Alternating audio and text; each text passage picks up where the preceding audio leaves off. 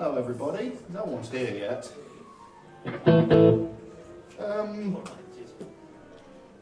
Just while we're waiting for people to come on the Facebook Live thing, we'll do something and hopefully get a loopy thing right.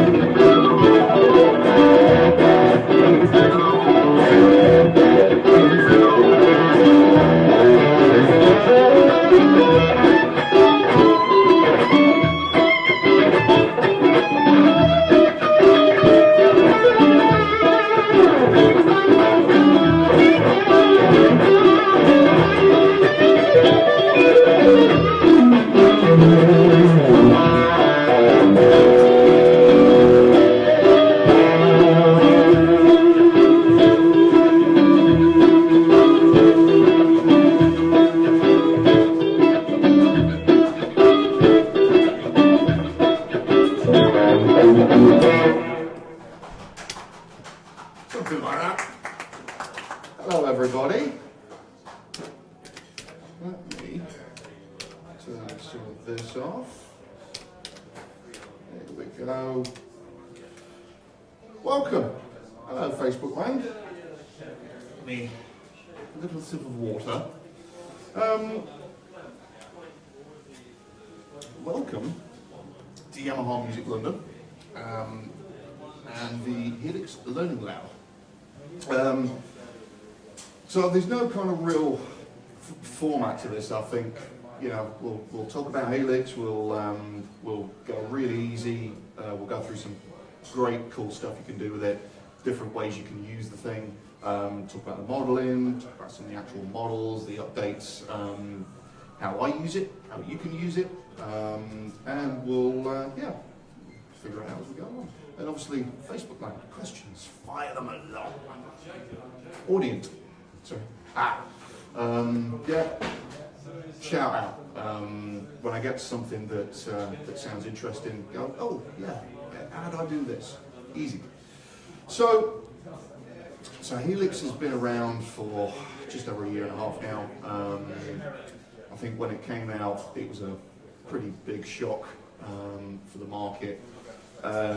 You know, flagship system from Line 6 that just does absolutely everything. It was killer. And with all the updates since then, it's just got better and better and better. So, like 5 or 6 years in the making, largely to develop the HX modeling. So I don't know if you know anything about the HX modeling, but the latest kind of way of modeling that Line 6 developed. So it's component level, okay?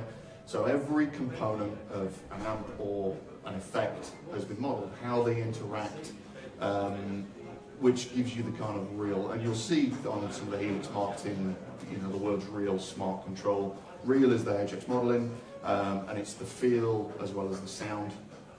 The smart is, it looks awesome. It looks, I mean, come on, it's beautiful.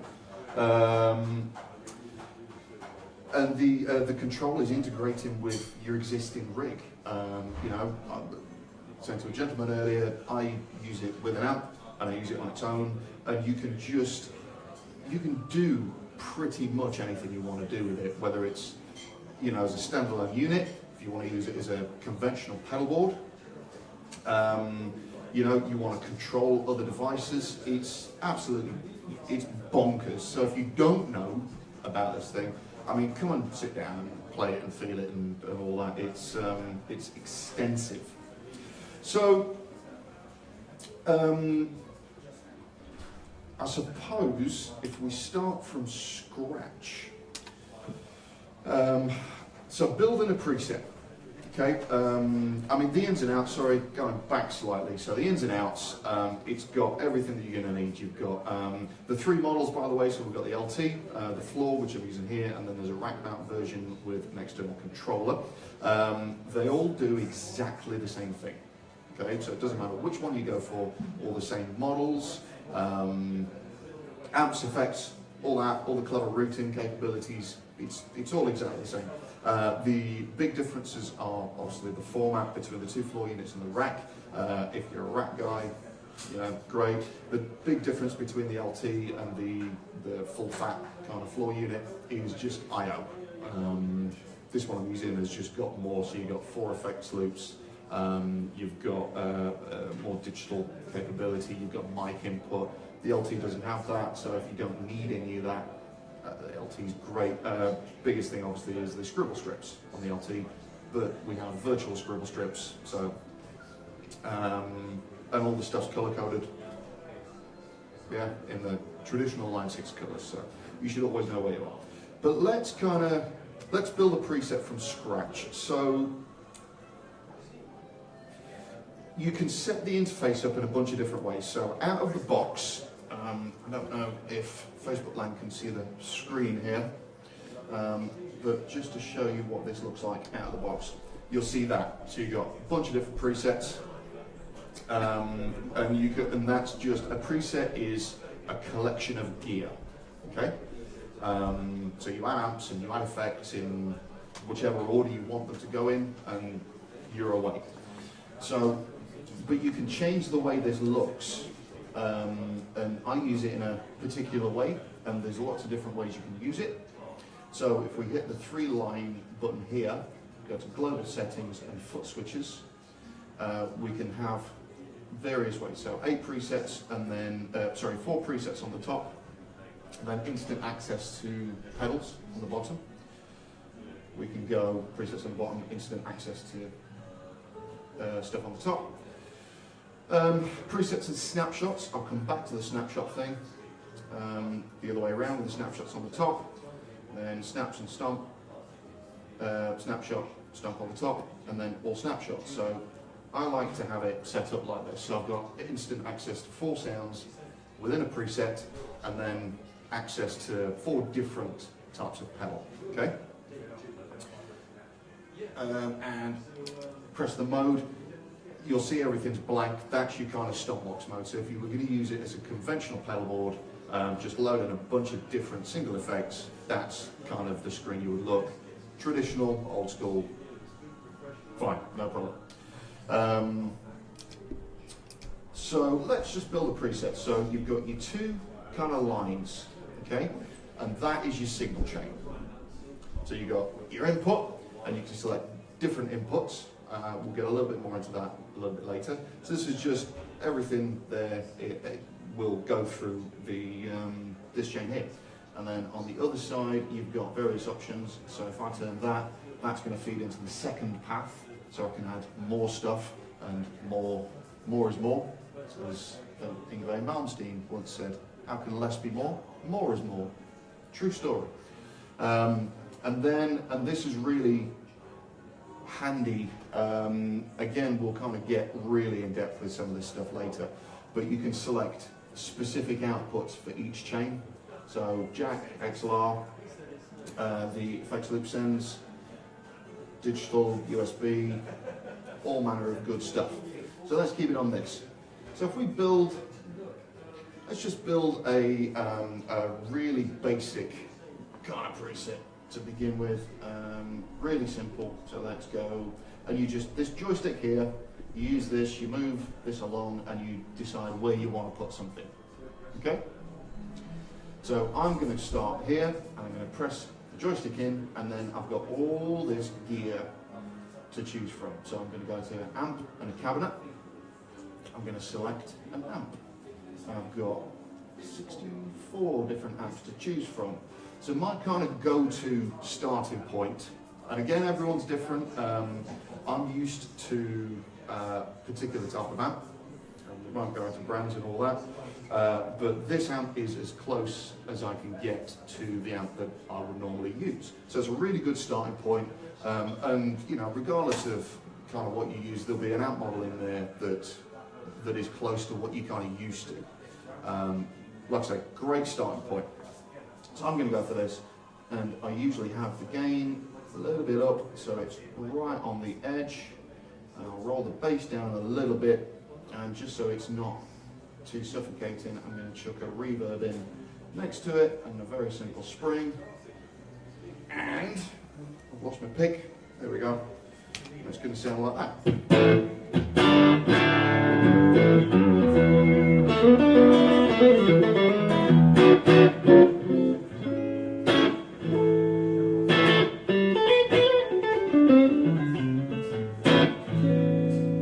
So it's quite dynamic. It's clean, but it's on the edge of breakup. Turn it up a little bit.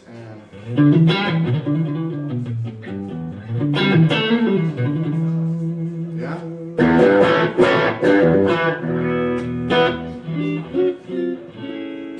It's a really nice, really sweet and dynamic. So I've got an amp and I've got a little bit of reverb. So it's a fairly basic setup. And then you just keep adding to. So if you want a wah, it normally goes in the front of the chain. So we go in, we select a wah. I like the throaty. And something I've found with wahs, again, this is all personal preference, but I'll turn the level up on the wah, give it a dB boost. So you just get a little bit extra. And the expression pedal here will automatically default, so I'll turn that on. like a regular wah, and there's my wah.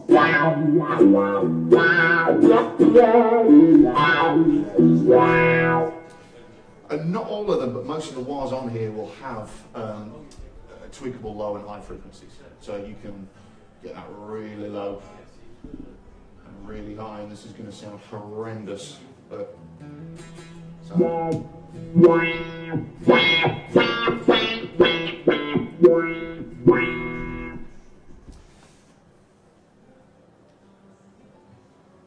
tweak how you want to tweak.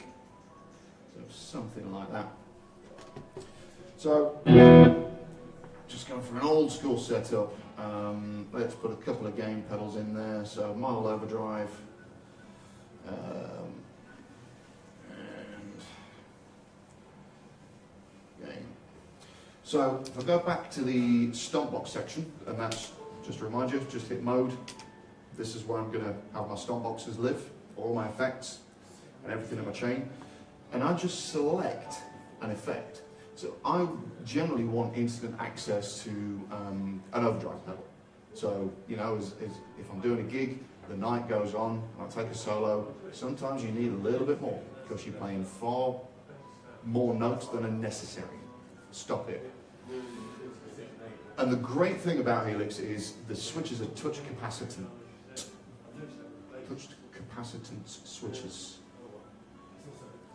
But I'm from Mansfield, by the way, so we may need an interpreter. What that means is, so I've got the minor torque model, so a very mythical overdrive, very rare, disgustingly expensive, but fantastic. So I've got that one highlighted. All I do, if I want to put that, I want to tell one of these switches to turn that on and off. Okay? I hold the switch I want, and I click OK, and it's there. Done. Same.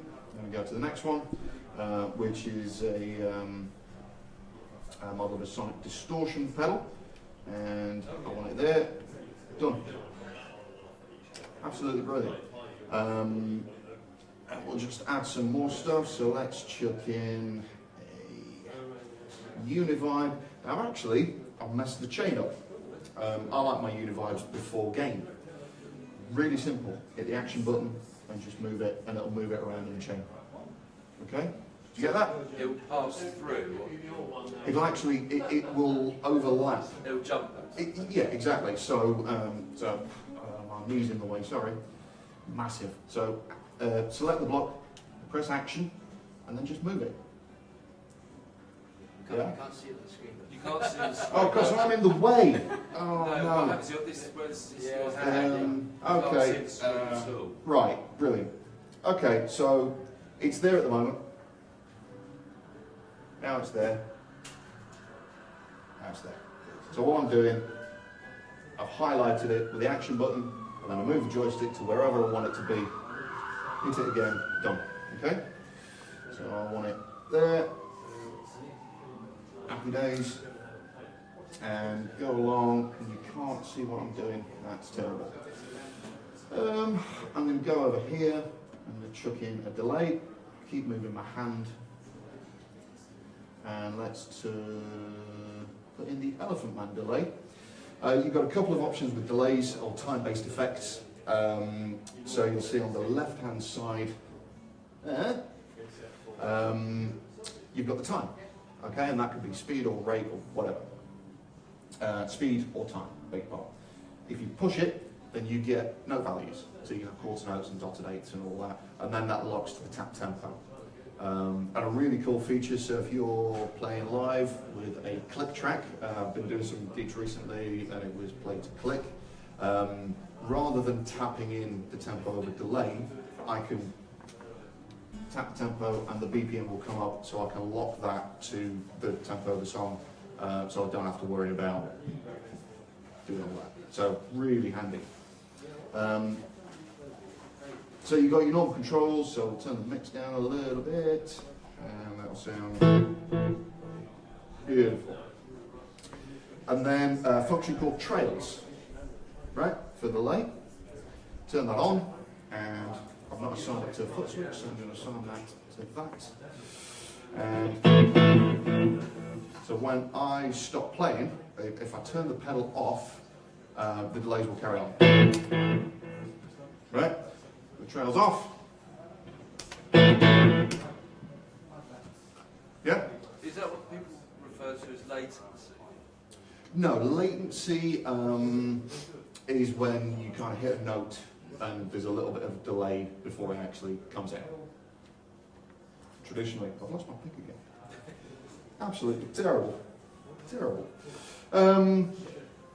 So there we go. So I've just chucked some effects in and I can now start building snapshots. So, what's a snapshot?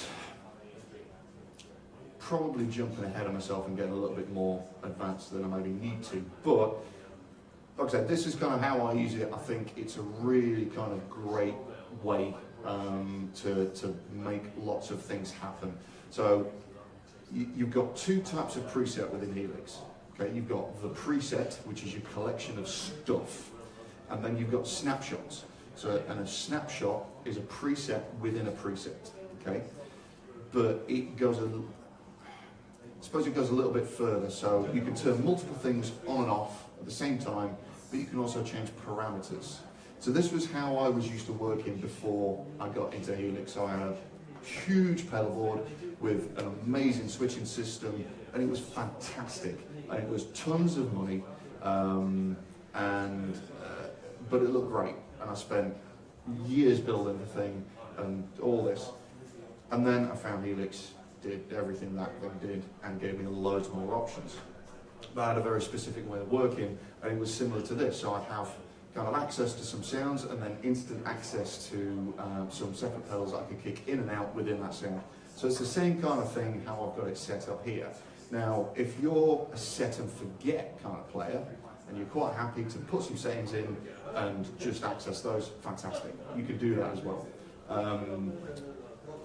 The way I've got it set up, I've got 4 sounds, and then I can turn things on and off within those sounds. Okay.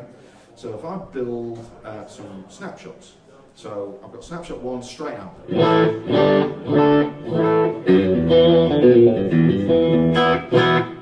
Snapshot 2, I want that gain pedal on, so a little bit more girth. Snapshot 3, I want that with the ubiquitous vibe. Careful what I say. The model of the Univibe, basically.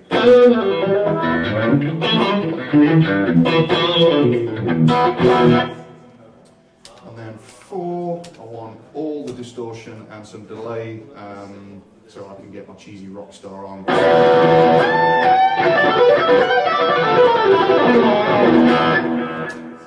Okay, so if you can see the screen, you'll see as I go through the snapshots, it's turning things on and off. Now, if you wanted to go a little bit deeper than that, so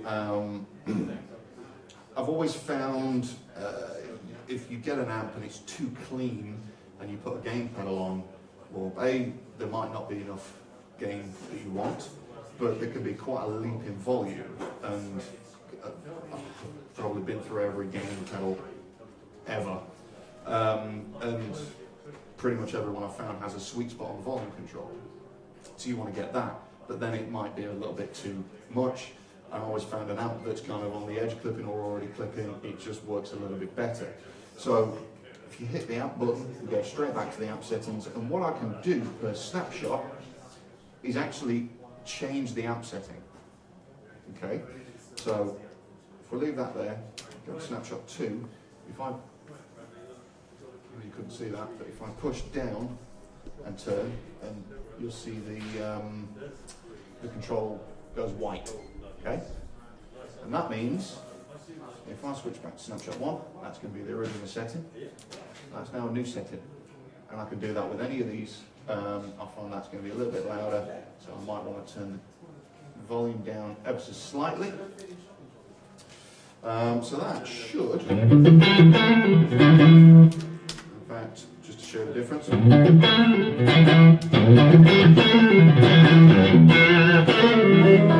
Let's got, for my taste, it's got a little bit more woolly on the low end, so I'm going to tighten that up, turn the bass down a couple of notches, and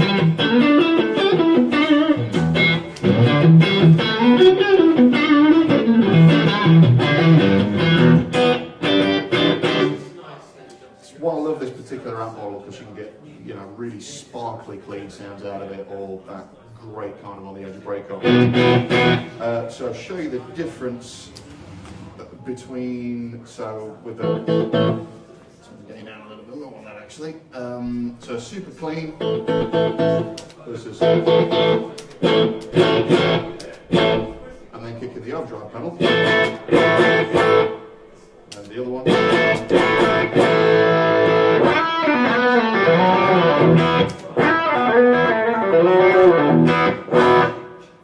So it's a dynamics thing as well as a tone thing for me. You can kind of tame the levels and do some crazy stuff. The snapshot kind of control editing thing, that's not limited to amps, it can be effects, so you can have different rates on choruses or different delays or whatever. Really, really, really handy feature. One thing I didn't talk about is tuner. It's massive. It's awesome. You can see it. I mean, I'm 6'4", so I'm quite a way away from it. Is anyone watching me? Hey up! Hey up everybody. Hello Derek, if you're watching.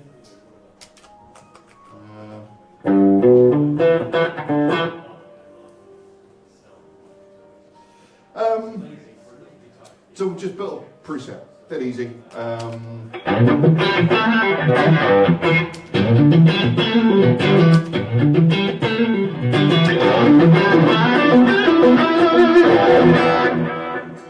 So 4 great sounds, I like that. Save twice, done.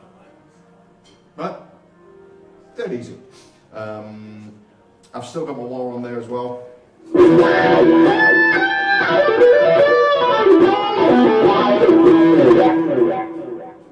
And that's just instantly accessible on each of the snapshots. So let's go back. So the so this is the preset I started with. So this is my kind of do-it-all preset for electric guitar.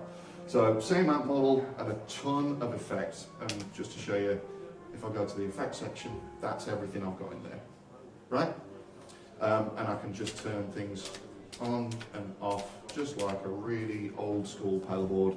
And then go back and I can store certain settings, and you can rename the snapshots as well. You can put silly names, as I like to do.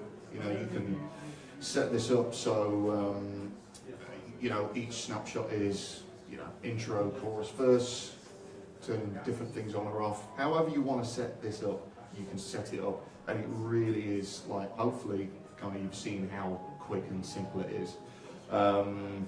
If you just want to switch between presets, then you can do that as well. The downside of that is, because HX modeling is so in depth, the reason for the small gap, and I mean, to show you, so if I go between, hang on, because this is set up for something different, so.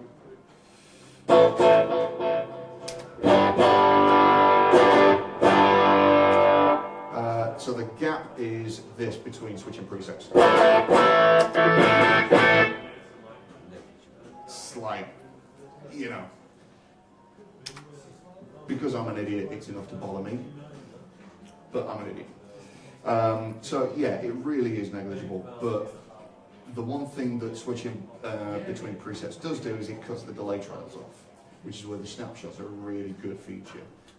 So unless you're going for a dramatically different sound, and obviously, I mean, look, with the chain you can add multiple amps, multiple chains, and do crazy stuff, which we'll get to. You know, you can have a lot of different sounds within one preset, and all the different snapshots. So yeah, I mean, it's kind of crazy. Obviously, I've got the looper in here. The loop's still there. There's a cool loop. No, it's not. So, you know, that's kind of the simple way of building something. Like I say, you know, this is kind of a bit of everything, just to kind of run through what I've got here. So I've got straights. So that's my dry amp sound with a little bit of reverb. I've got a compressor.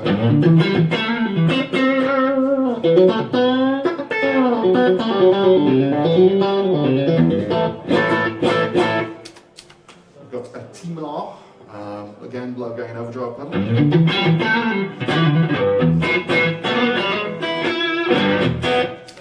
A Hedgehog, gainy distortion. It's a really great model. Try it, it's super dynamic, so it cleans up great. Almost kind of germanium fuzz type. Tubes, green overdrive pedal.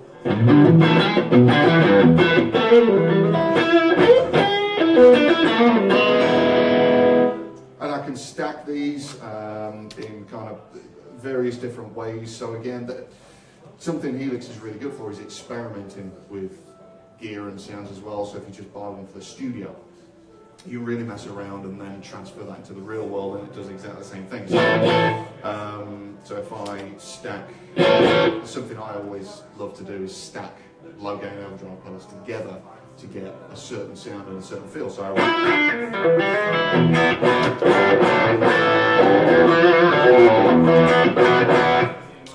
that one and that one.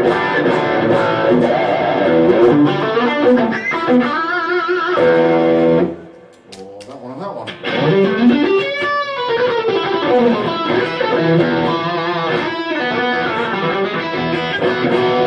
And then all of them.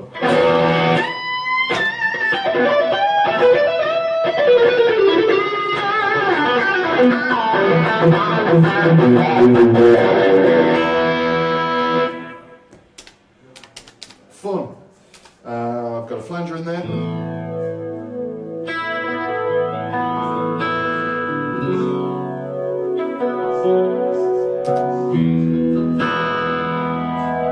I know that wasn't a flanger, that was a chorus. I won't play anymore. Tremolo.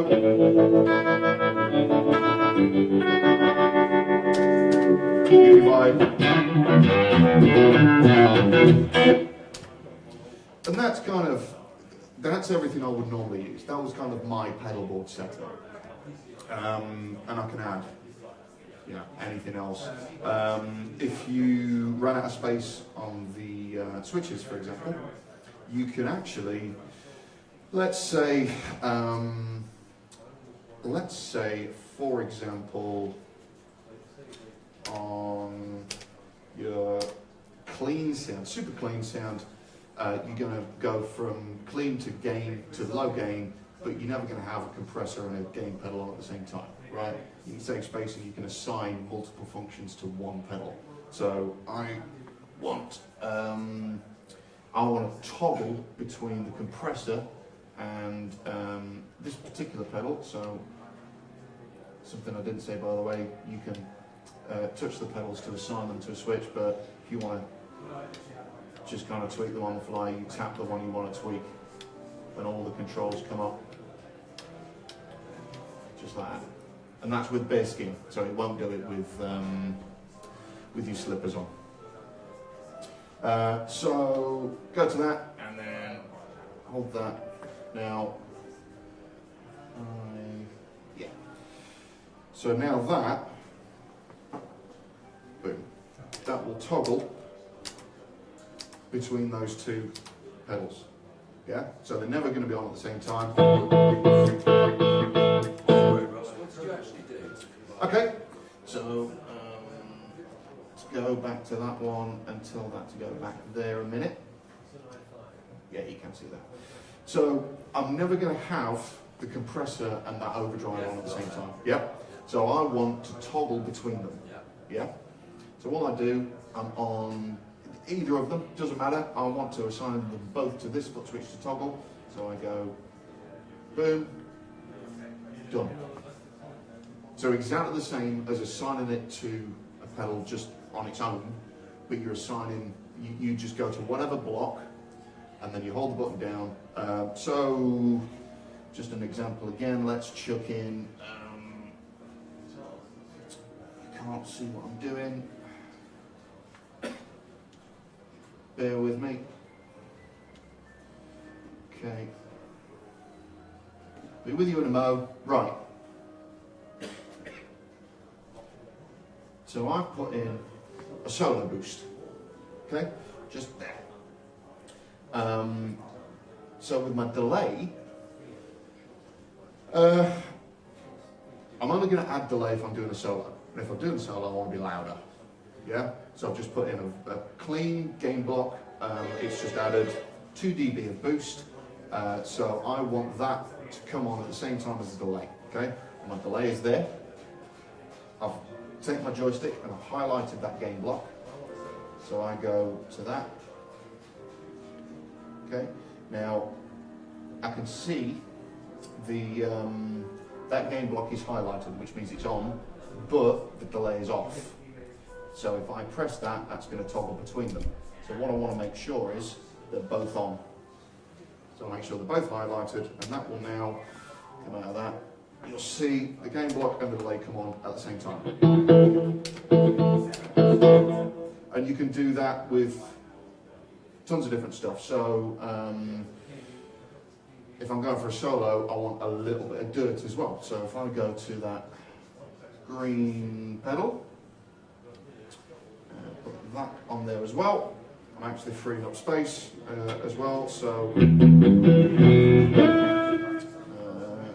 that one up. There we go.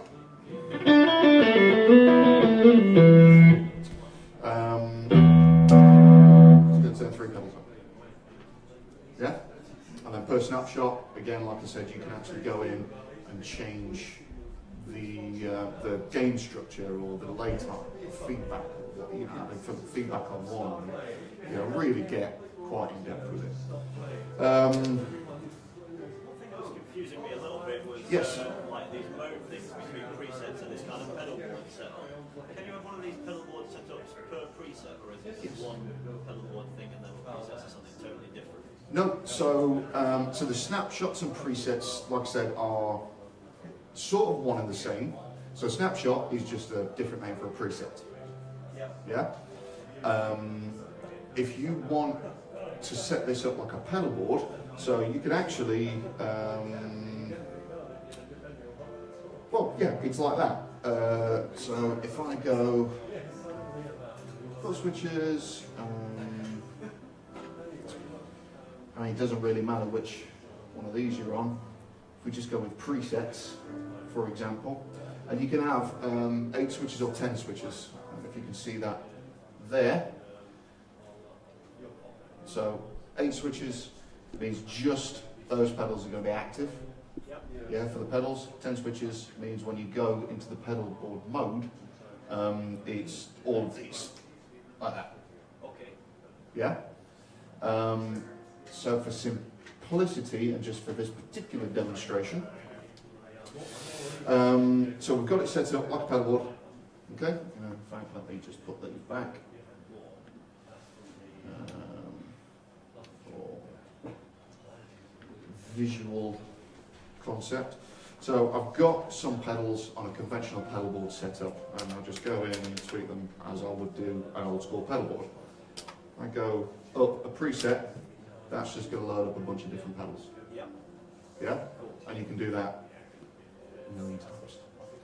And or if you have the snapshot set up, then you can go back, and something I found, which is why I went to a switching system before I got the Helix, was I found I was using the same combination of pedals on, you know, particularly if you're playing covers and all that, you find certain combination of pedals that work really, really well. So that's kind of what, okay, I'm doing all this tapping around, and you know, you're singing and you try to change things, and yeah, things can happen and with your voice and your feet and noises can come out when you're not necessarily looking at what you're doing. So the switching system made life so much easier. Same deal with this. Okay, does that make sense? It does, Yeah. So if you have, if you're in sort of preset mode like that, so that'll just change between sounds. Okay. If you're in the mode button, and you get, it's not. Again, you can tell the switches on the left to do something different as well. So if you know where you're going to be at, or for example, you've got a set list, and you're not going to differ from that, okay? And you've got a different pedal board set up for each song of the set, okay? And all you want to do is go to the next one, right? So you can, if the set does change, for example, and you're in the bank mode with the left pedals, then you can actually go to the preset that you want, okay?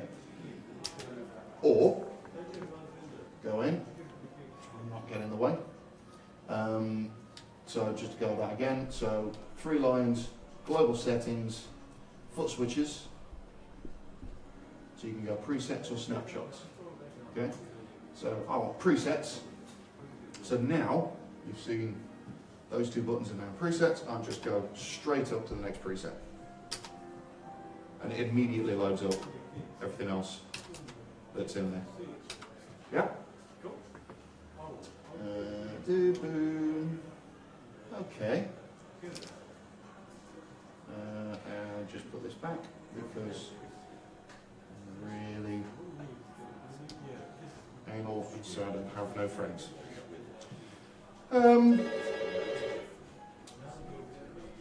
Any questions before we get a little bit more in freaky? Yes, you know when you adjust the parameters, having pressed the button it turns white. Yep. You did the preset.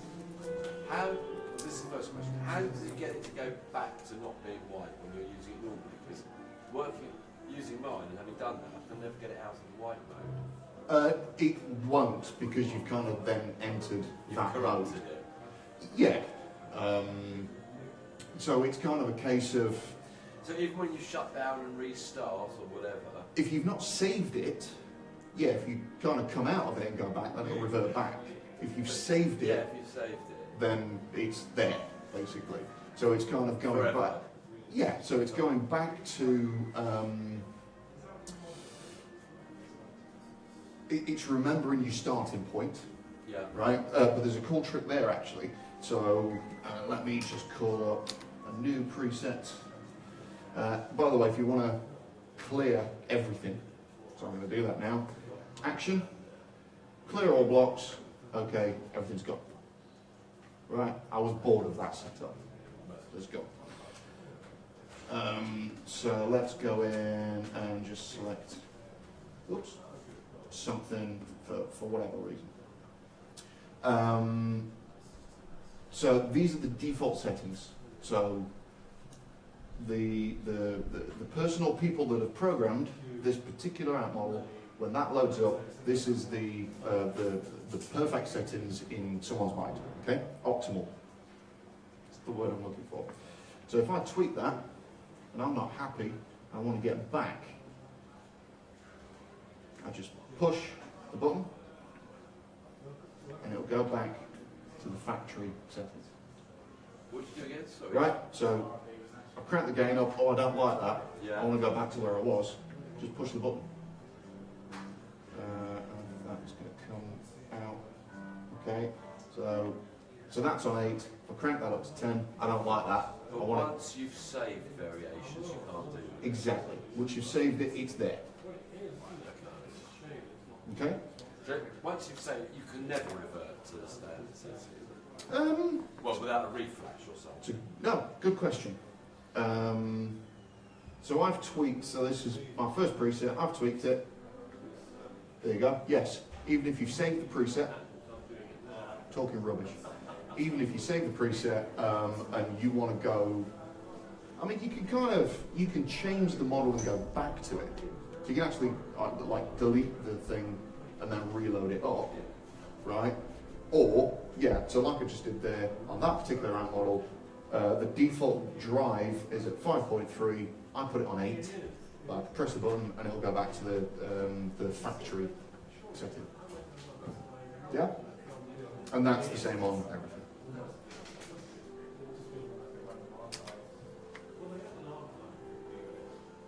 Questions from online? Hello everybody. We've got some questions. Hello. Amber asks, is it easy to build presets remotely on a Mac, PC or iPad? Dead easy. Mac or PC, there is, I spat a little then, I apologise, sorry. Yeah, there is an editor, which I can show you on my terrible dinosaur computer here. Oops. There we go. Show you this real quick. There's loads. There we go. So, hello. So that is that. Can you see that? It says nothing connected. So I handily have USB cable plugged in.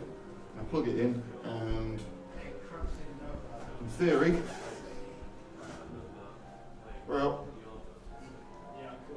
there we go.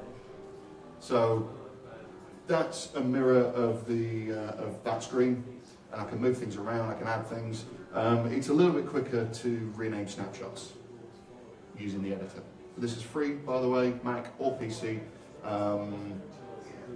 And you can load in impulse responses, which we'll come to in a little while. Rename all your presets. You can back the thing up. Yeah, basically, you can do all the good stuff. And get rid of that. The beautiful thing about Helix is the actual interface is just so easy to use. I mean, really, the only thing I use the editor for is, well, A, backing things up, because backups are good, and actually renaming snapshots, and that's about it. Yeah, loading in impulse responses if I want to. So, but yeah, it's as easy to program Helix on the actual unit as it is to use the editor. So it's, if you're in the studio, you know, maybe it's in a rack that's kind of away from you. You know, maybe it's easier to use the editor. But yes. Any more? Hey. Sam asks, does the effect placement on the cymbal chain affect the sounds like it was on a conventional panel? Absolutely. So again, because of the way the modeling's done, everything reacts like the real thing. So to demonstrate that, okay, so I've got my distortion pedal and I've got the green overdrive pedal on together. So if I move that overdrive pedal before that distortion pedal, so at the moment it's boosting the distortion pedal and changing the tonality a certain way. Before that distortion pedal, it will do the same thing.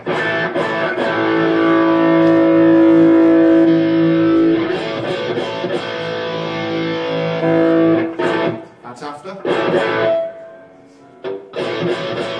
That's before, right?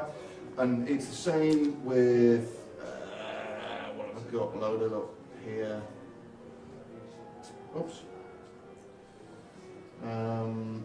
So flanger. Flanger's an interesting one. Oh, changed it. 2 secs.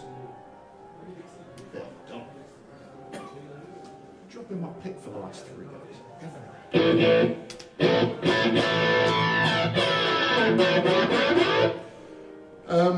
This really is a personal preference thing. I mean, just to kind of cover that topic, effect placement. There's a rule of whatever that someone wrote at some point in history that says you have to have this here and this here and this here. And it's like, no, absolutely not. try it out. And again, a brilliant thing with the Helix, it's so easy to do that. Just move something around the chain to see whether you prefer, for example, a flanger before distortion, sorry, after distortion, or before it.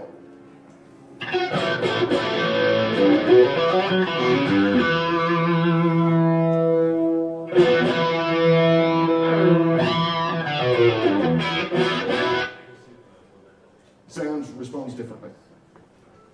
And I'll change all the time.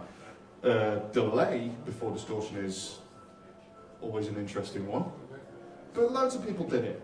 You know, Van Halen did it. He put an echoplex into a cranked old Marshall amp. Worked for him. Jimmy Page. You know, loads of people have done it. It's a thing, right? But I'm waffling on now. Yes, it will make a difference to the sound.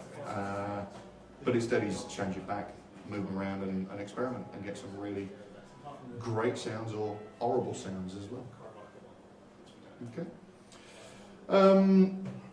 So, I'm going to do something acoustically really quick. So, this is sort of so impulse responses have been a thing people have talked about for a little while now. So an impulse response is a very accurate, someone will correct me, very accurate way of measuring a guitar amp or a room sound or something like that. So what I've got here is a fantastic FSX 820C by Yamaha.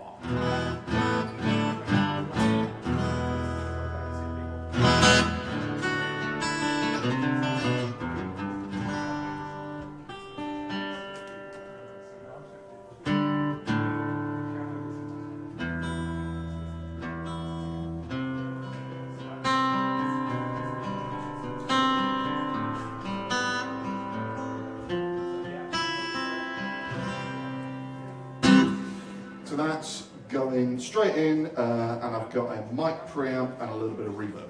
Okay. So what I've done with this, the guitar cabinet impulse response. Sorry, goes back a bit. Helix will support.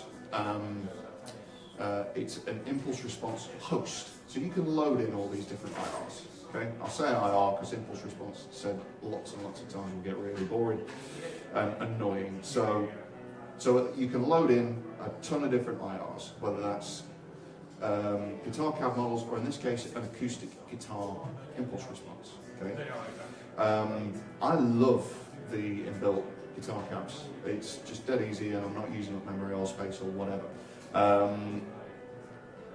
I wanted to kind of show you this real quick, just to see what it can do to just a great sounding electroacoustic guitar. Sounds great.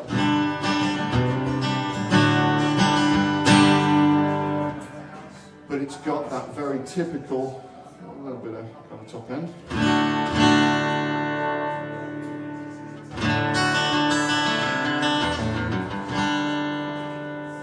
Very typical pizzo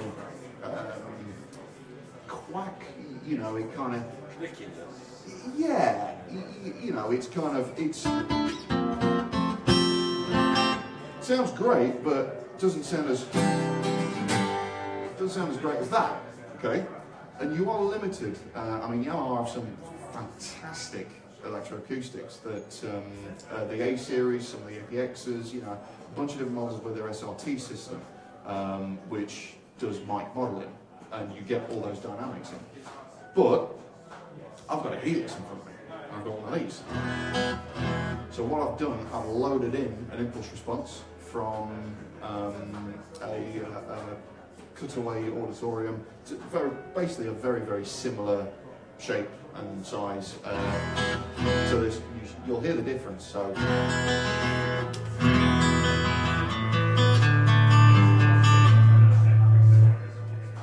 I'll roll some of the low end off.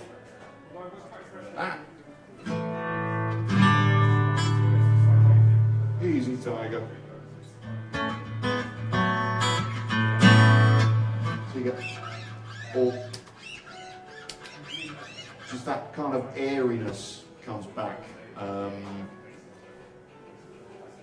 mean, the acoustic I use is a really simple kind of undersaddle pickup and preamp system, and it sounds a lot worse than that. Sounds great, mine sounds terrible. Put it through an impulse response, it's like, oh, wow, sounds like a mic'd up guitar, mic'd acoustic. So that was that. So really quick, quite interesting if that's the kind of thing you're into. Well, that's something you won't find in there. You've got to import that third party. Absolutely. And you would import them through the editor. This chair's gone weird. Don't look at my bald spot. Yeah, and you'll see it. In the editor, you'll see a little thing that says impulses, and then a button under that that says import. So you can download, there's tons of different people that do them. There's loads of free ones. That was a free one. I just downloaded them, threw them in, and you can scroll through. So you'll see here, IR Select. So you just scroll through. There's a brand name on there. I'll get out of it quick. Okay. Your Britney mic's coming off. I don't want to break things. So, next. This is a Variax, ladies and gentlemen. Marvellous device, and I plug in this nice chunky cable in here. So I'm using, so this is a VDI cable, Variax digital interface. It's basically an Ethernet cable, right, with a nice solid end on that doesn't come out. And Helix has a Variax input. And that will power it, that will power the Variax because it needs power. You can run it with battery, so with a normal jack cable and get all the great stuff out of it, but using it with a VDI cable you can do some really clever things, like, and this is like super basic. So what I've got, as you can see, I've got two paths here, okay? One has a V and then a thing on top of it, a little line, and then the other one just has a V.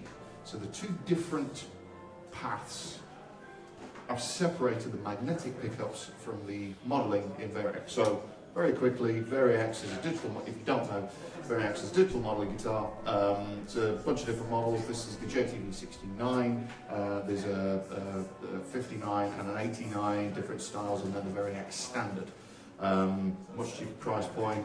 Kind of, you know, something that a lot of people will be used to, shape and all that wise. I like this one, and it models guitars, so single chord guitars and humbucker guitars and acoustic guitars and banjos and sitars and some really great stuff. And what you can do, if you use the VDI cable, you can split the modelling and the magnetic pickups, which I've done here, and put them on their own chain. So, just to show you the difference between them, it was, let me do this, right, so,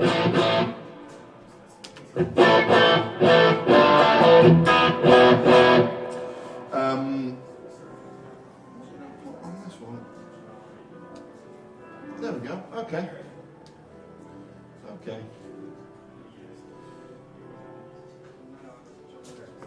Right, that's what I did. So the first line, I've got that model and some effects, and that's with magnetic pickups.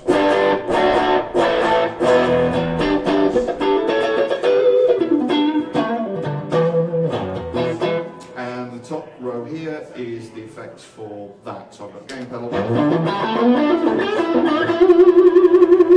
tremolo,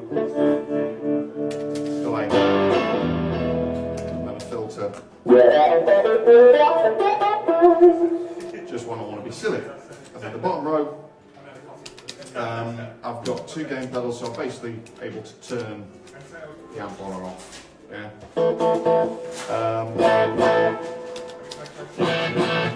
So the bottom row is the Variax Magnetic. So I've got a T-model bridge pickup with, what model have I got on there?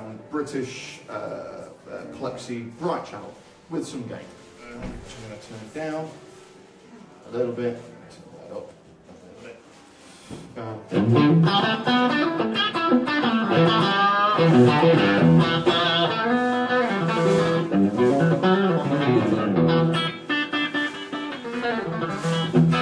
I can combine the two chains together.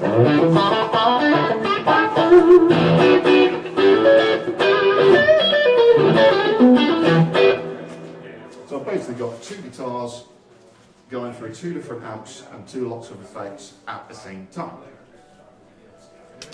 Why not? And I can change that even further, but what I've done,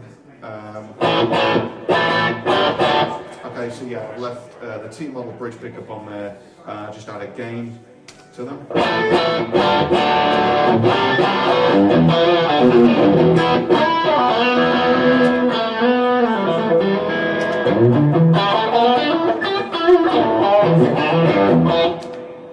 And then, so what I've done here, turn that one off, I've switched on the Variax line, you'll see that I've switched the amp model out. You can see that, so amp models, let me move this, so you can see what's coming up. So amp models on that, and now it's on that, which is just a regular tube preamp. But what it's also done is switch Variax to be an acoustic guitar.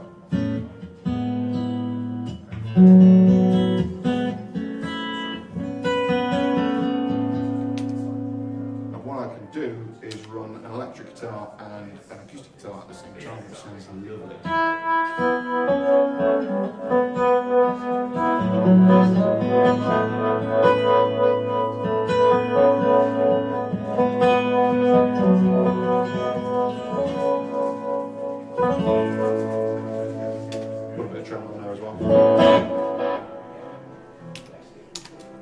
Snapshot 4, I've just got loads of gain. It's just fun. But you can do really wild stuff with this. So, aside from you know, just switching the guitar, you can change tunings. So if I wanted to have that one, I don't know why you would do this. So I'm going to go in and I'm going to change this to, let me turn that off for a minute,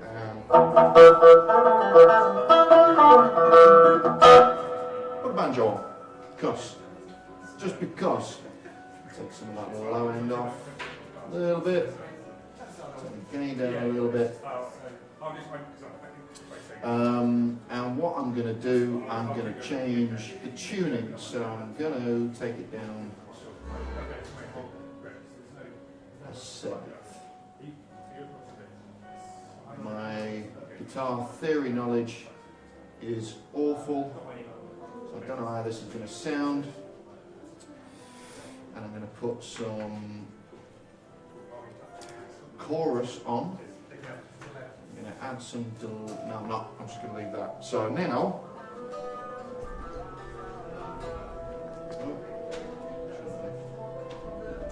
I've changed the preamp, sorry, back in the room.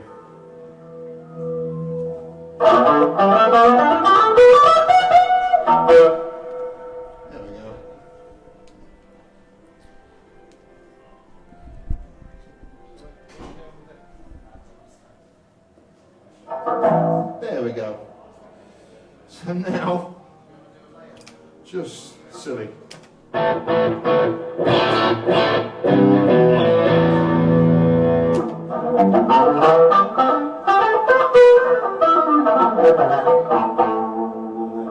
got a banjo tuned down 7 steps, and I put the guitar amp on with that.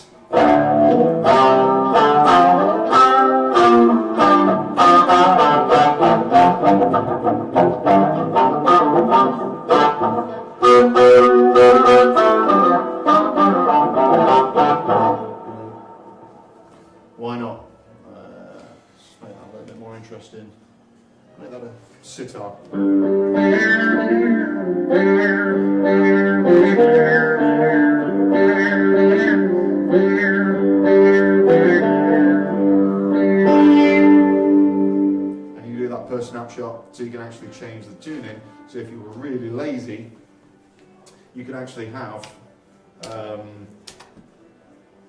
Stellic the guy who's one of the endorsees guys over just bought out of the signature model, the Shuriken killer, absolutely ridiculous guitar player. I hope if you're watching.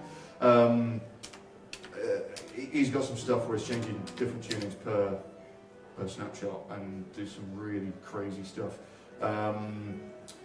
With the latest Helix update as well, and using the VI cable, there's a piece of software for Variax called Workbench. And you had to previously have a separate device and ring that up to the computer and do all your editing. So you can move pickups around and swap things in and out, and then do all your tunings. You can now just plug it into the Helix and then into your computer and do it all there as well. So it supports Workbench, which is really useful.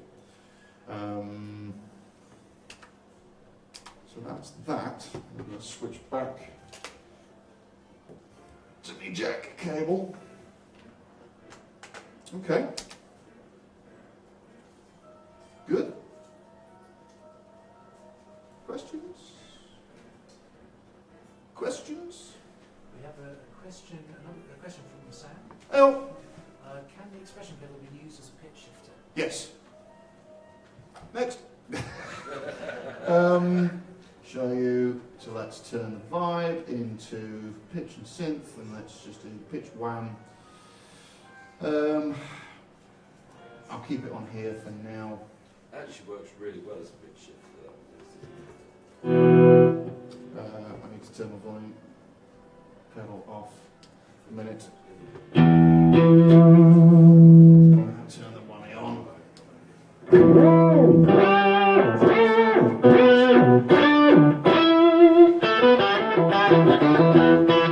So that's set 50% mix. If I take that to 100%, and just because I can, I'm going to put a load of distortion on.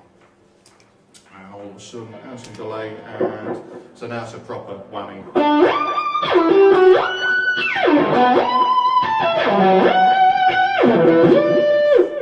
Did I actually use one of that?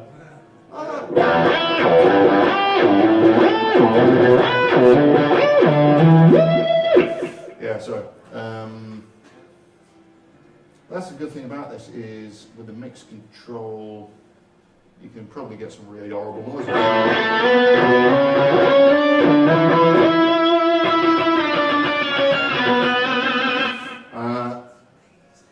And let's change that. Just have a little bit of fun for a minute.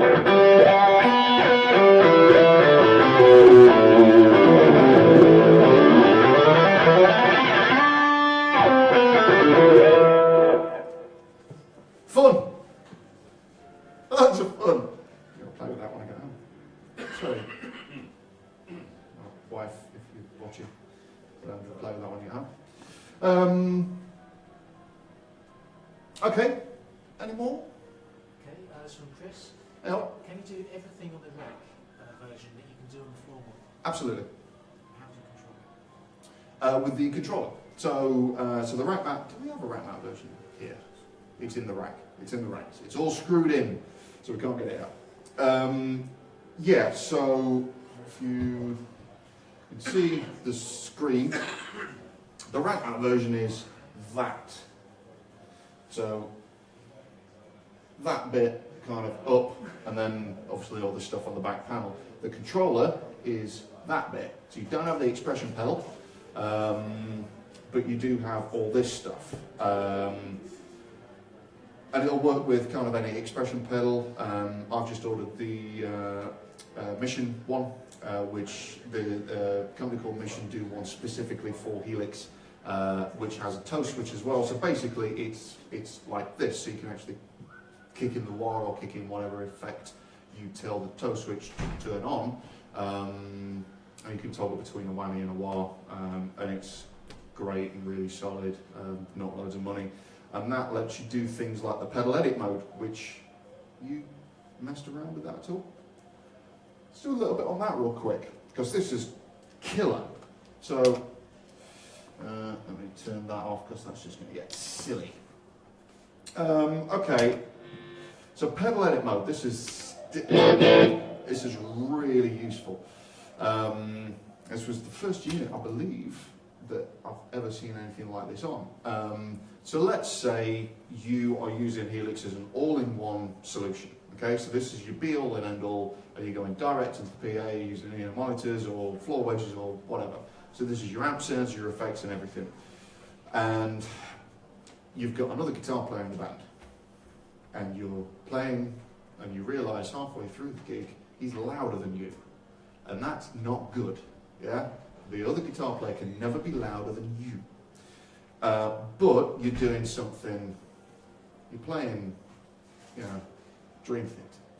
You're playing, Mahavishnu Orchestra or some Zappa, and you can't stop playing.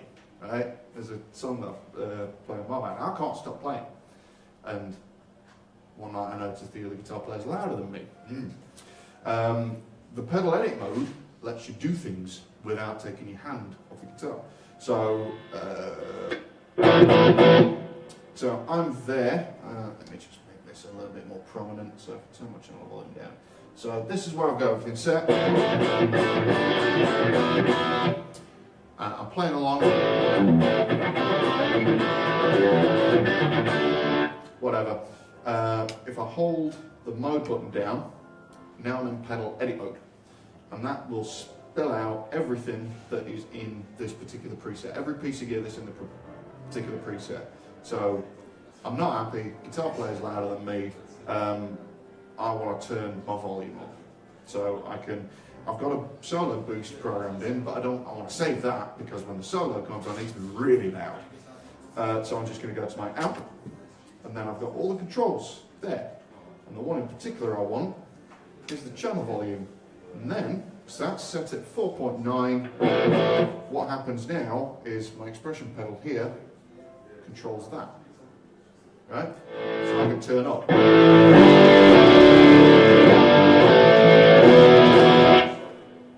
So, along with being really useful to turn yourself up and be louder than everyone else, which is, I think is important, I think that. You can then save that, right? So that's great if you do that thing where you program all your sounds at home, and then you get to the gig and something's not quite right. Obviously, if you program something elaborate into a preset, you don't want to be messing around during the gig, keep bending down and tweaking stuff. So I would always encourage anyone programming anything like this, whether it's a modeling device or any multi-effects or whatever, program it in context. So with the band, play the stuff at volume and kind of try and get it right. But if you don't have that ability or that facility, you can't get to a rehearsal room or whatever, you can tweak your preset on the fly during the gig and get it to sit right. So that's another really great handy feature. Yeah, I like that. And that will work equally, say for example, for the speed of a phaser. Absolutely. Yeah, totally. So, depth of a phaser. Yeah. So what have I got on here? I've got, so I've taken tremolo. I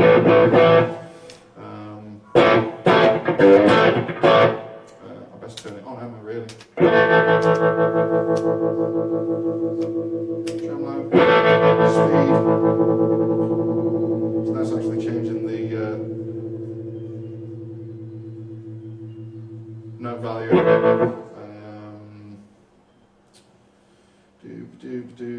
Actually, I'll turn that back. There we go, speed.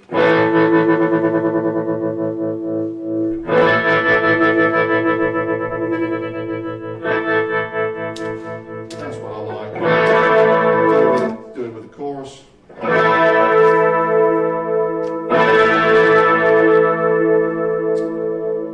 Where have I put it? I swapped it out. You did, yeah. I swapped it out. Oh, it's there. Sorry, I'm being an idiot. Because I've got loads of stuff in here. It's on a different page. See that? More. See the more button? That's where all the other stuff comes.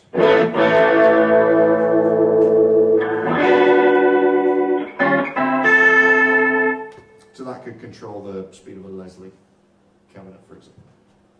Basically, any parameter you can tweak on the fly with your foot while you're playing, so you don't have to stop playing. Do you mind just going through once more how you bring that facility up? Right, no problem.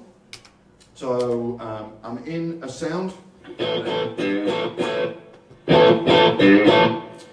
Yeah. I want a little bit, that's kind of, I want a little bit more gain than that while I'm playing, right? Hold the mode button down. Yeah.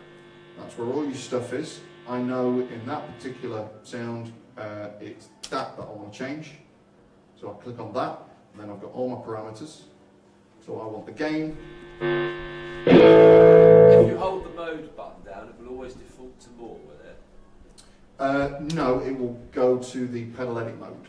Okay, so if we go to pedal edit mode, by holding the mode button down, the more, yeah, that will only appear if you've got loads of stuff. So if I go to this preset and go into pedal edit mode, there is a more, but it doesn't. It's not bright or highlighted, so it won't do anything because that's everything that's in there basically. So when you've got a full house, it's always going to come up. Yeah, so you'll see on that preset, so there's loads of stuff in it. It's brighter than in that one. And then you just tap the one. You just tap the one that you want to be the. Exactly. Right. Okay. Yeah. So mode. I want that. I want to add some treble. It's at 6. But you can see on the display it's at 6.1. So.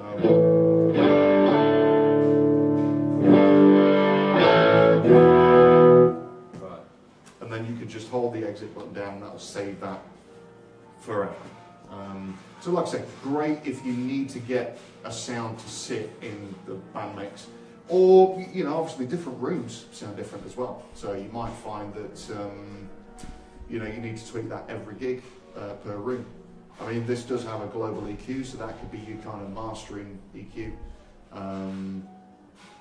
Yeah, however you want to do it. Okay, makes sense? Yeah. Any more there? Yep, we've got a question. Is the Helix just for electric guitar? Absolutely not, for acoustic guitar.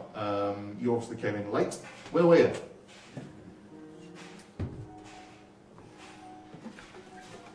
Boom. So that's show you acoustic guitar. I'll just repeat kind of what I said earlier. So what I've got with this particular preset, it's just an A/B between, I've loaded in an acoustic guitar impulse response. So I've got great sounding guitar.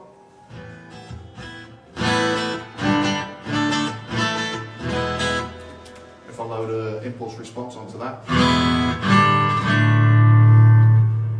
we'll have some of the low end, which I should have saved before. That impulse response is giving me all that kind of airiness. So that's just for acoustic guitar, but depending, so you've got a bunch of different things. So if you went for the sort of full fat Helix floor or the rack, you have a mic input, so you can put your mic through it, actually have that on a separate chain with its own chain of effects. So if you wanted to put your mic through a megaphone effect, or through loads of distortion, you're going to put your microphone through a door, through an American very high gain stack associated with the metals, then you can do that on its own chain with its own effects. As far as other instruments, obviously anything with a plug-on violin or whatever. More specifically, for bass guitar players, there's tons of bass amp models. So if you look at the screen, and I just go to my amp, so bass amp models, loads of stuff, and different cabinets as well. And I mean, that's something you can do, obviously, when you load up an amp model, it will bring up a default cabinet, whatever someone determines is the best cabinet for that. but you can then go into that page and change it. So just to show you how to do that, so actually tell you what, oops, get out of that. For each kind of block, a lot of the time you'll have pages, and you'll see that with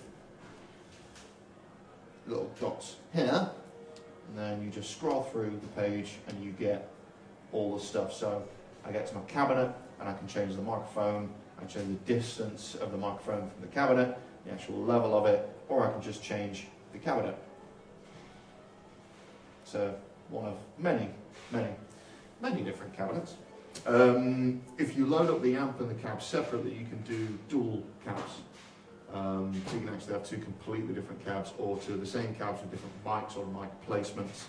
I mean, you can get really quite in depth with the actual amplified side of things. Okay. So I don't have this set up. Clear all blocks. So this is a theory thing.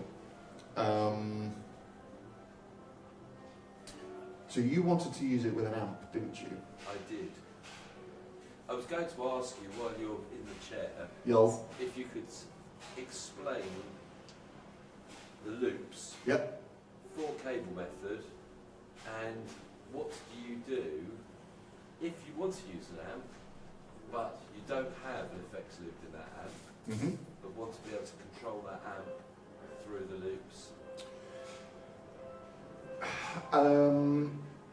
When you say control the amp, like change channels, or well, not so much to control the amp, but to be able to switch into the reroute your signal to go through the amp. Let's say, for example, you had a very, very nice twin reverb or something that you would want to use for your clean sound, and you're going to come storming in for your solo with some quite heavy gaining thing coming straight out of the Helix. How would you integrate the two and control them from that? Okay, so the question is, if you didn't hear it, was how would you use Helix with a amplifier, like a traditional amp, so without an effects loop, but let's cover that whole topic. So integrating Helix with your existing rig. So there's a bunch of different ways this can work, okay? So the simplest way is guitar in, out, into your amp, right? So if your amp doesn't have an effects loop, and you just want to use Helix for effects, a la traditional pedal board, that's it. You've got a ton of different output options on this, so jacks and XLRs and whatnot. They're probably two that you're going to use most. If you've got a normal pedal board and you're looking at buying, or you have a Helix to expand your effects portfolio, then it's guitar into the guitar input, out of the jack output, into the input of your amp. And set that to be just a... And set that to, you load up whatever effects that you want, basically. It gets more, if that amp has channels, right? So you like the gain channel. Obviously, if it doesn't have an effects loop, then you're still going to be at the mercy of putting delay in front of a distorted amp. But I would expect 9 times out of 10, if an amp has multiple channels, specifically a gain channel, it's going to have a loop of some description. Whether, I mean, some manufacturers call it preamp in, preamp out, power amp in, you know, or it'll be effects loops in return. And that's where the 4 cable method comes in. So, it's a 4 cable method, relatively new concept, I guess, in sort of standalone multi-effects, but it means that you could separate certain effects to go into the front end of the amp and then have other effects in the effects loop, if said effects loop exists. Just going back, by the way, there is a relay function within Helix, so you can take a jack out or a stereo jack out to TRS socket, so you can change 2 functions on something. So the amp I would normally use has a channel and a solo boost. and I tell Helix to change those depending on what preset or what snapshot I'm on. And just to show you how to do that really quickly. So go again, 3 lines. You've got the command center, and then you've got 2 options. You've got the little lightning bolts. The lightning bolts mean, you can see that, lightning bolts mean that's an instant change. So when you go to a preset, something will happen, okay? But you can assign things to each foot switch. So I want to tell, so imagine for a moment, I've got this rigged up to an amp with 2 channels, and I want that foot switch to change the channel on the amp. Okay, so let's go back. So 3 lines, command center. I go. There we go. So I go to that foot switch, which is that one, and then I tell it what command. So I just scroll this to external amp, and it'll either work on the tip or the ring, depending on how they've rigged it up. So you got an option, or you can have both. So Fender Twin Reverb, fantastic amp. You've got the oh, actually no, ignore me. Reverb. Can you switch the reverb? I don't know, I've got one, but I was just using that. I think it might be on all the time. I forget. Better example, you have an amp and you can switch the reverb in and you can change the channel. Okay, so the channel's switchable and the reverb switchable, but you're only going to ever use the reverb on the clean channel. So basically with 1 and 2, you can basically tell it to turn, when you go to the clean channel, the reverb will turn on. Vice versa, when you go to the gain channel, the reverb will turn off. So just handy. Or you can set 2 completely separate foot switches up. So that's 1, and then that's 2. So that will, yeah. So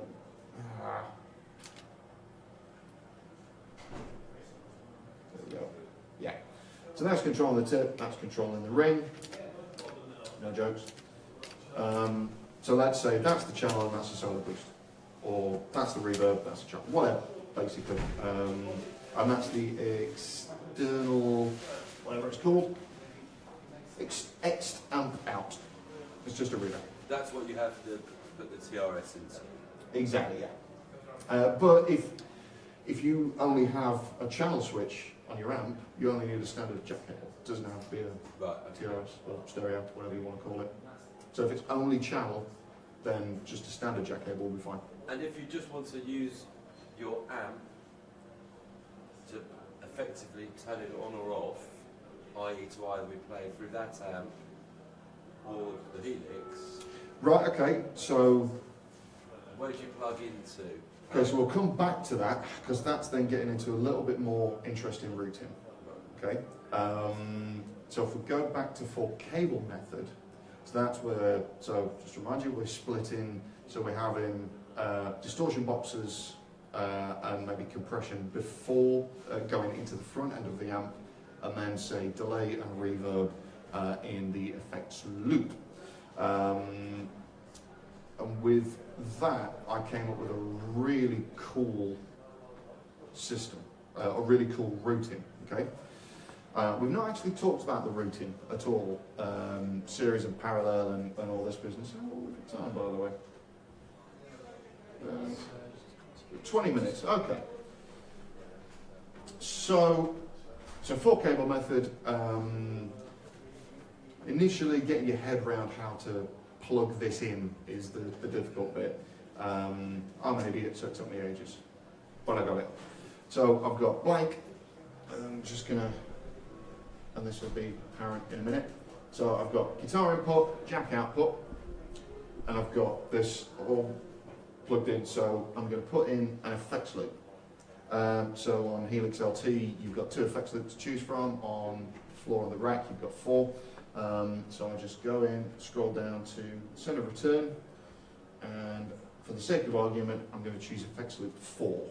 Okay, so that is where the preamp of the amp is going to sit. Okay, so the way you would cable this up is guitar input, which is, so guitar in is going in there, and then I'm going to put some stuff in. Boom. So these two boxes are now going into the front end of the amp. Now, from when you get to this block, the next cable will be from effects loop 4 send, and that will go into the input of your amp. Okay. Then the effects loop of your amp will go effects loop send into the effects loop 4 on Helix return, and then the main jack output, that would go into the effects loop return of your amp. Hopefully you followed that. So guitar in, effects loop 4 send to the front end of the amp, effects loop on the amp send into the effects loop 4 return on Helix, and then main output back into the effects loop return of the amp. That's you set up there, 4-cable method. And then, so basically we're going guitar in, that's going out to the amp, that's coming back in from the amp. This is your effects loop here. So anything in here is going to be in the loop of the amp. So I've just chucked a delay in, job done, right? And again, you assign and turn pedals on and off with ease. So let's get into something really cool with this. And this is how I use it. In fact, let's go back one step. So I've got guitar in. Just ignore that for a minute. So I've got conventional pedal board, so guitar in, jack out, front end of a no effects loop amp. Okay. But I want to add post amp effects. I've got a sound engineer, but I don't trust him. So I want to be in control of those effects. I want to alter the tempo and do all that business. What I can do is I can still mic that guitar amp up, and then on this second line here, set that to mic input, and then add, and then only have that coming out of the XLR, and then add preamps and effects and stereo effects and all great stuff there. Okay. To the point of you could kind of do sort of a wet dry wet thing, which we'll get to as well in a minute. But let's just ignore that. So back to effects loop amp. 4-cable method, happy days. I've always had issues with miking guitar amps up. Shouldn't have, because it's really not that difficult. But I like consistency, I like to have my sound, and I know, which is the beauty of using this as a direct, because you're going to sound the same every single night. But I also like using amps for different purposes as well. But I still like that consistency. So something I found that you could do with this is some really clever routing. Okay. So going back to the routing thing, turn this up. There we go. Series and parallel. Okay. So series is everything going through. Parallel is alongside. Make sense? Hopefully. So I want my delay in parallel, but my amp only has a series effects loop. What I do, action, pull that down, that delay is now in parallel. So I'm adding delay to the sound rather than the sound getting delayed. So it cleans things up, okay? And my great dry guitar tone is not getting, or the delay is not getting in the way of my great guitar sound. What I can now do with this, okay, in fact, do you want to come down here, everybody? Everybody can come down here a minute, and you see what I'm doing.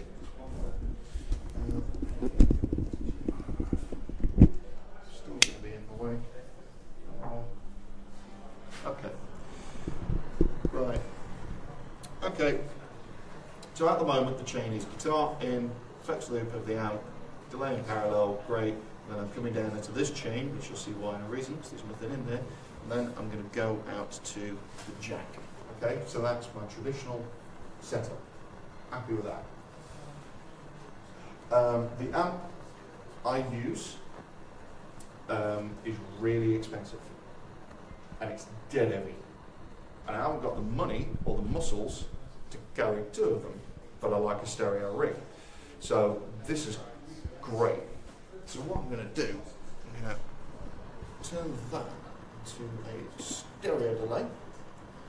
Come down here, I'm going to input a cabinet model, and just for argument's sake, so the 212 silver bell I found sounds as close, actually exactly the same as the sound coming out of my amp. What I want to do now, because a cabinet model into an amp, I mean, you might like that, I think it sounds terrible, because it's doing all that stuff. So I want to get that out of the way. But this is cool. So if I take that down, so action, I put that in a parallel path. Go to that little join there, action, and pull that down again. Go to the end of the chain and turn that into an XLR. Now what's happening is on my amp, if I go mono, that stereo effect summed down to mono. This is going to follow, people will follow this and it will make sense. But with the signal chain coming in and then amp and all that business, so this is out of the way and I'm still going back to my amp as normal. But if I come out of the XLRs, what's happening is that preamp, the effects loops, bear in mind that's we're not getting back to the amp until we come out of that output, okay? So the preamp is feeding the separate chain, so essentially cabinet simulation, I'm coming out of the XLRs. So just to show you how I do it, if I load in this, so like I said, I've got a solo boost on my amp, boom, and I can tell that foot switch to turn the solo boost on my amp, as well as that gain block on at the same time. So what's happening is front of house is getting a clean stereo feed of a cabinet simulation, so I'm not miking the amp up, and I'm not getting drum overspill or feedback, and I'm not messing around in sound check like idiot guitar players like me do, getting exactly the right kind of mic placement on the cabinet and just making it sound not too harsh and not too bright and sitting in the necks and all that stuff.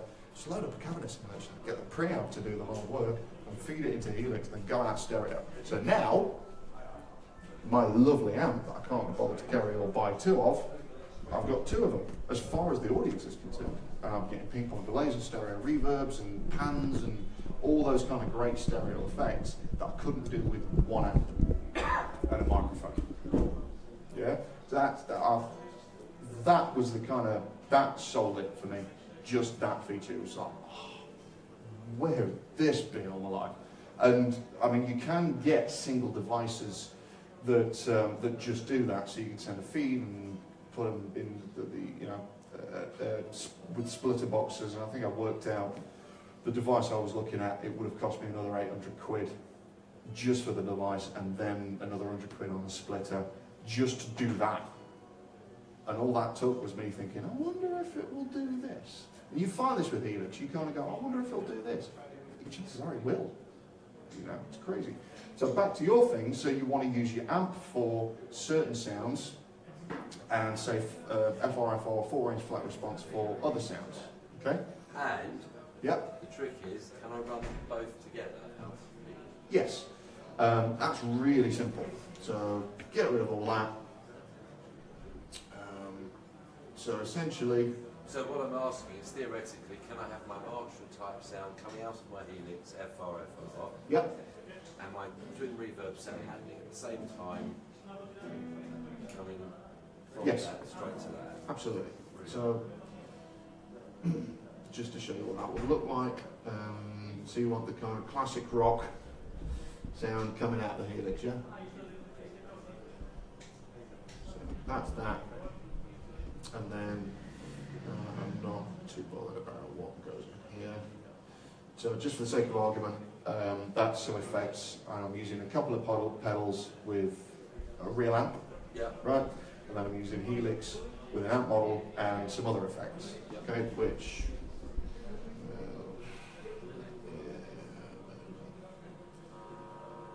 take that down for a minute. So just real quick, and that can be as elaborate as you want it to be. So you'll see the two change. Both lines have the same input, okay, but each line has a different output. So the first line with just effects that I want to use with my amp is coming out of the jack. Okay, I don't want it to come out of the XLR because the amp doesn't have an XLR input, it has a jack input. So your guitar's coming in and it's going out the jack output to your amp. On the other line, the output is to going out of the XLR. So that's going to your FR cap, right? I mean, you can put in gain blocks, or with the snapshot feature, you can turn that sort of amp model down. You know, however, whichever way works for you. Basically, you can turn one chain on or off. You can tell the, you know, you can have two volume pedals. In fact, I should have to do that. So if I go put in volume pedal there, volume pedal there.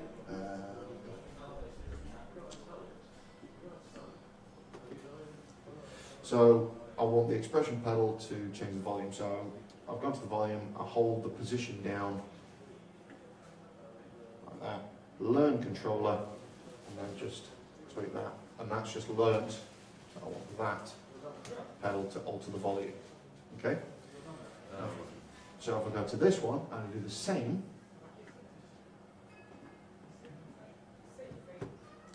so now both pedals are going from 0 to 100, but I don't want it to do that.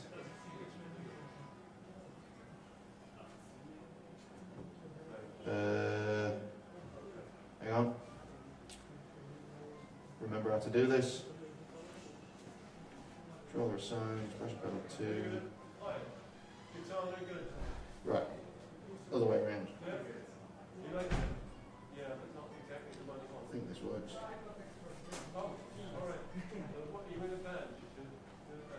Yes. So basically, that volume pedal now, get this to 50%. There we go. Go on. So that should now, they're both on 50%. But if I take this down, it's going to turn that bottom level up. It's going to turn I see what you've done. Yeah? So you can see sort between the two. Exactly. So a 50%, they're both on. In the middle, so in the middle they're both on. Toe down, the high gain amp is, or the direct feed is off. Heel down, all the way around, right? And you can just, that's basically blending the two. So you actually create the two amps together, or the model and the real amp, or the activation for it as one patch. Yeah, absolutely. Let's say in the next song of your set, Yep. you don't want to have anything to do with any of the amps that are in Helix. Yep. But for example, you might want to use the chorus from the Helix through your Fender Twin amp. Your real. Yeah. You would just set up. So you want to, you can set up another patch. You can still, you could do it within one preset. Could you also do it going out of one of the sets? Yeah, basically, you choose where you want it to come out of. So that would still work coming out of Yeah, one. so I suggest the kind of main jack output, whether that's in full cable method or if you're kind of using a combination of modelling and real amps. But yeah, you've got a choice of any of the sends as well if you prefer to use those. No, not especially, but just bring you to another thing. Yeah. You've got your favourite effects pedal, your clod that you paid a fortune for, that you don't want to sacrifice, that's going to live with you forever. Yeah. How do you, I know obviously you use the send and return loops there in your sign. How exactly do you do that? How do you make that Okay, so part of your setup? So whether it's LT with the 2 effects loops or with the 4 effects loops on floor and rack, dead easy. So remember, this is my chain for the real amp, and I want my mythical overdrive pedal somewhere. So I just scroll down and I go to the send and return section, and I go to it's in effects loop 1, right? So basically, you've got separate selection for send and return, and that's for kind of different functions. So, you know, you can actually split the signal off somewhere in the chain by just okay. So I want it there, I want it there, and then maybe that one there. So that's kind of what it would look like, I guess. So you actually, have to put it, there we go, there. So I've got my 2 pedals, and then that is actually a send, so it's not coming out, that doesn't matter, that icon. That is coming out of send 3 to wherever I want it to, and then I'm still coming out the main jack output to somewhere else. Yeah? So that and that are 2 completely independent outputs. So I'm sending that signal into both these pedals, and just to kind of put in my other overdrive pedal. So in effects loop 1, there is that great $2,000–3,000 overdrive pedal that I can't live without. So I've got 3 effects in this particular chain. Okay, I'm going to 2 different amps. There's an example. I've got 2 real amps. And I want to send all those 3 different pedals to both amps. Okay, so I'll go guitar in, and then I'll take a cable from the effects loop 3 send, as well as the main output send. Right, okay, Right? Yeah. So what's happening is guitar's going in, and then hitting these 3, and I can turn them on and off, obviously, just to sign up to the thing, and then I'm getting to here, that's going out of send to an amp A, and then I'm coming out here, and that's the main output here, and that's going to amp B. If I don't want, if I only want that really expensive overdrive pedal to go in front of one particular amp, because obviously, just going back to the models very quickly, each model will respond differently to different pedals as the real thing would. So you might find that great overdrive pedal that cost you all the money in the world only works with one of the 2 amps you're using. So doing it like this, it's only going to go to that 1 amp. And what about if I was being very difficult and wanted to use it with my Helix classic rock sound going to my FR as well? That's fine, that's doing it. It's already doing it, because I've got that line set up. Oh, right, okay. And presumably you make a loop of it, you plug it into the send and into the return? Yes. So send goes into the input. Out comes one lead, plugs into the pedal the normal way like you would on a board, the other lead goes, the other side goes back into. Exactly. And just on that, really, and this is brilliant. So let's say it's not an overdrive pedal, let's say it's a delay pedal. Yeah. It's a really old school delay pedal, okay? And we talk about that trails function, and you turn the delay off and the delays stop. Those repeats just stop dead. And you'll find that any vintage overdrive, any vintage delay pedal or reverb pedal or whatever will do that. As soon as you turn it off, it's gone, right? But you can create trails for that. So every effects loop within Helix have a trails function. So now I've got my great, really expensive vintage delay pedal in a loop, and I've just added trails. So I don't have one here. You can modify it effectively. Exactly, and to the point, you know, one of the pedals, one of the external pedals I use in one of the loops, it doesn't have a great deal of output, right? And again, I think we mentioned earlier, overdrive pedals tend to have a sweet spot on the volume. I found the sweet spot, it's not loud enough for what I need. So, for example, if it's in effects loop 1, I turn the return level up, and I've just boosted the output of that pedal without changing the sweet spot on the volume.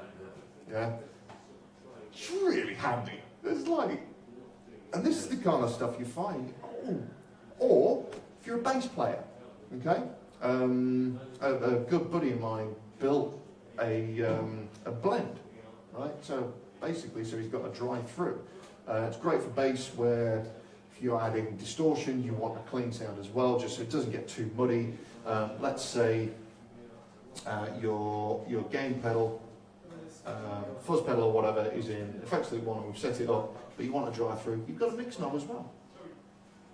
So that's whatever percentage. So I've got equal amounts of clean signal as I have dirty signal.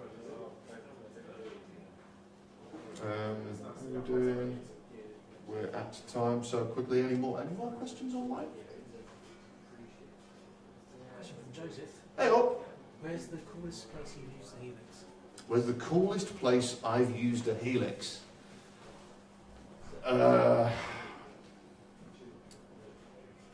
I did some gigs with a really great singer recently. Did a 32-day tour, and we did some fantastic venues. Glasgow Concert Hall was amazing. Nottingham, my hometown, that was a great place. Northampton, the Lighthouse in Poole, that was an awesome room. Yeah, lots and lots of fun. Yeah. One else asks, can you make a Metallica style tone, please?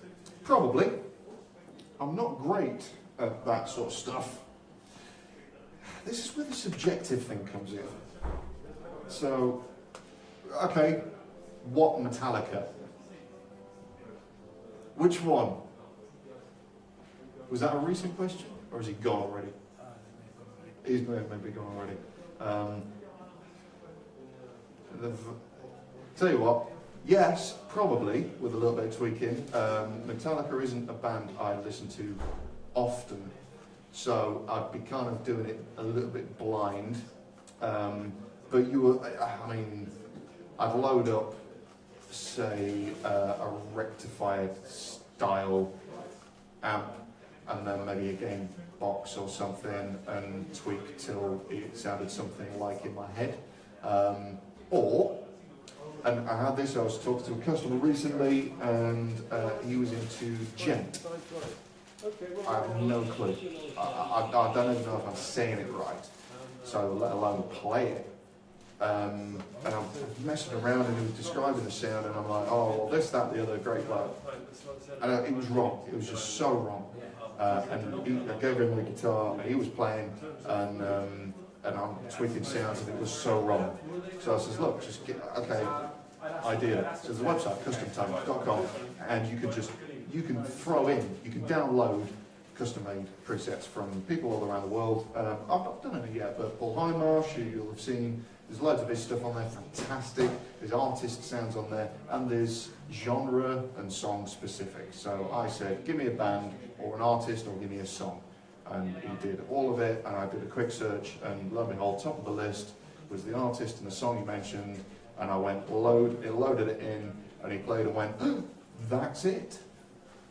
After 15 minutes of me fumbling around trying to find something that didn't sound anything like, it sounded fantastic, but he wasn't happy, and I downloaded the artist preset, and it was, yeah, perfect, absolutely perfect. So that's a really useful tool, Custom Tone.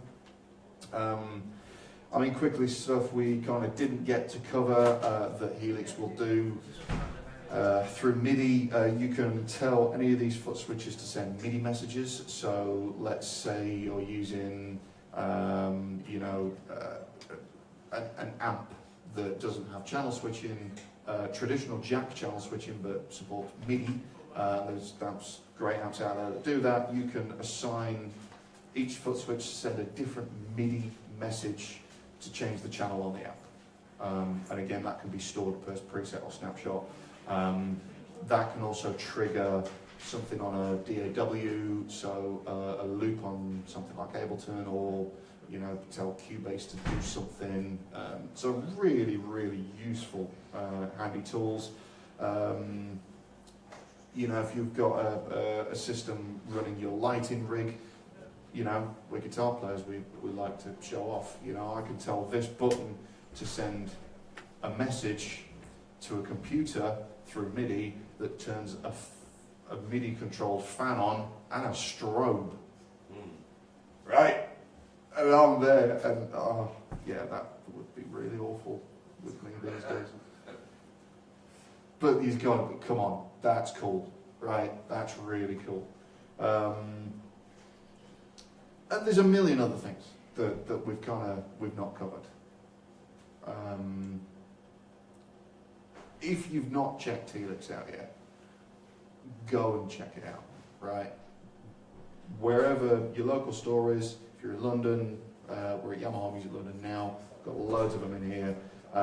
Any Helix stockist that has them, go and sit down and try it, or just buy it, because it's gonna do what you need it to do, however you need to do it, really. I've kind of been struggling to think of stuff that it won't do. So it's great, absolutely great. And Line 6 are committed to updating this thing as well, so it's frequently updated. The majority of the updates have added new things, so we just added a load of new bass amps, some new guitar effects or general effects, a bunch of new cabinets. There's more stuff coming. There's always stuff being looked at and modelled. Killer, great stuff. So yeah, hopefully I didn't babble on too much. Hopefully some of the stuff I said made sense, clarified a few things. Any more questions online before we vanish? No, everyone's gone. Everyone's bored of me. Gentlemen, you happy? Very cool. Yeah? Yeah, very much so. Thank you for watching. Thank you for coming. See you again.